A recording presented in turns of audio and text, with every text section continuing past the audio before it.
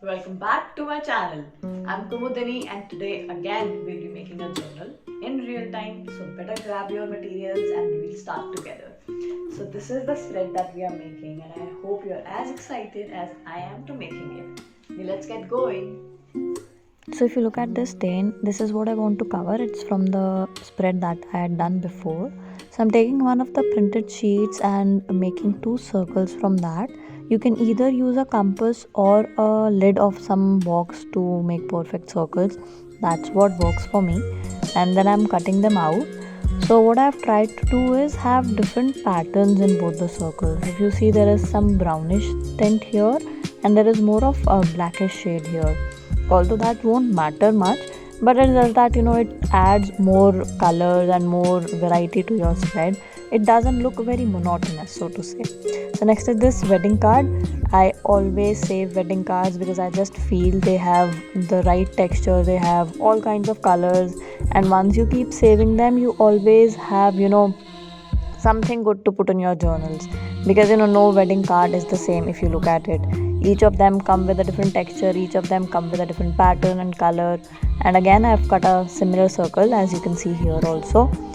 I am just trying to see how I can place them, what placement would look better. You can always try fixing them here or there. First priority was, of course, to cover that bleeding point that was from the journal spread that I had done before.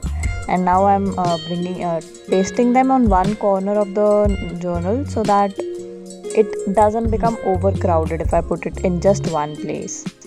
One common question I get is the glue I use, and the answer is you can use any glue. And next I have these flowers which I'll be pasting randomly. These are a part of my monthly subscription boxes. You can get them for yourself by texting me on Instagram or commenting here on YouTube as well. Next, I'm using these vellum prints. You can place it like this also, but I would prefer to cut out its shape and then paste it on the desired area. These prints are also a part of my subscription boxes, and these videos basically are for those who have subscribed to my boxes, because they have pretty much the same materials and you can get those ideas about how to use them. Now here also, if you see, I'm not cutting it in a very precise manner. I'm just cutting out the silhouette so that I have an outline of what the basic shape is. And once I've cut it, I'm now pasting it on one of the circles. Now what I prefer is to apply glue only on the boundary, so that even if there are stains, they are not visible from the vellum itself. So after securing it properly, next what I'll do is I'm using these stones and I'm pasting them sort of in the boundary of how the vellum already is. One thing is, it adds texture, it gives some kind of depth to what you are already making. And that's the fun part about junk journaling also. You can use any type of material and it always goes well together, and it actually looks good when you're using so many things together. We have used a vellum sheet, we have used a wedding card, we have used flower cutouts till now, and this sheet was remaining from the previous one, and I'll be punching holes using a punching machine itself. Punching holes from a punching machine is something that I really enjoy. Reason being, they however you paste them, they always turn out very nice and they look very good. An ideal way, or what works for me, is that I punch them all together and then I try to place them and see how they look.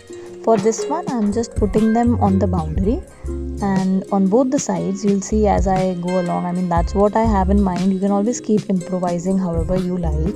For example, here also, if you want, you see there are spaces left near the flowers, so you can paste it there also. Wherever you feel it fits well, you can just go ahead with that. The main idea here is that punching holes from a punching machine is something that you can make use of. The circles are perfect in shape. You don't have to do a lot of mehnat to get the perfect kind of thing for your spread. It's just all ready made. And another benefit is, these scrap of paper that we always have left out from one or the other craft, they are used so efficiently. So the next time if you have any scraps of paper left, just grab them, punch holes from them, and then your journal is ready. That's all you have to do. I mean, just paste it on whole of the pages and it looks good.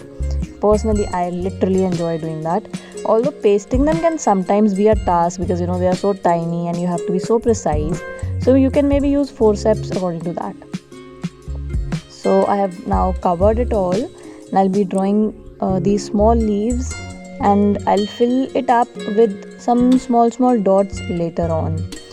So up to you can use green color also. I have used black because we already have the black color in our spread, and like I have said in all my other videos also, I don't like to crowd my spread with a lot of colors. So just a quickie dots in this one, and we have a filled paper. This is a brown envelope I had from one of the grocery shoppings. You must be having it. So these brown papers come in very handy. I'll be cutting a strip of that and I'm pasting it here. Now what happens is, since this is overlapping the dots, now I'm removing it because somehow I got lucky and the Fevicol did not stick them well. So now I'm just pasting it around. A little Fevicol does. You can always have it some extra also, and then cut the extra strip if you like. Don't worry about the extra one that goes out of the spread, you can always cut it off. So once this is cut, I'll be pasting those dots again to overlap, because of course I wanted to continue that design. And again I'll repeat, you can use forceps if you feel the design is too delicate to handle with fingers, because I know that's quite a headache. Now next what I'll do is, I'm taking a lid, the same lid that I drew circles with, just to draw a pattern on this brown sheet. It always works, and if you don't want to draw these circle patterns, you can also just simply draw some checks. The reason I'm using circles is because I've already used it, and like I say, try to minimize the number of elements you use in one spread. You don't want to overcrowd it with a lot of ideas.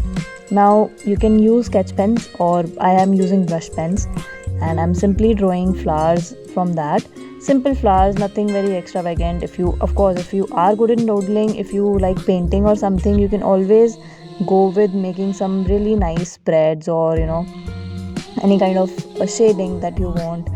Here I'm using the dark green color because it looks well on the brown paper. That is what I had in mind, and it becomes very dark, so it's not like it's coming out of going out of proportion altogether. So now what I'll do is, I had this strip left, so I'm tearing it off and I'll paste it on top of one on the left page itself. I already had the measurement, so I'm just cutting it off and then pasting it. Be very random with your ideas, just make use of whatever things are left. And even see, now the dots are being overlapped, but it's fine, you can always improvise, it's your design after all, that's the end result. And now I'll be filling the pages with words. They always help. They are always a go-to source of doing stuff. Now this quote is mine itself, which says, "Even wolves cry, so can you." I really love it. It's very empowering, and I'll just make the letters a little more thicker to bring some highlighting to the words, which are sort of the main crux of this whole spread. And we are done. Now that was super fun, wasn't it? One tip from my side would be that whenever you have any space left in your journals, try to cover it up by writing all your emotions, all your thoughts. That is a good way to empty your head and a good way to fill the journal pages as well. Subscribe now because there are a lot more videos flowing in. Thank you.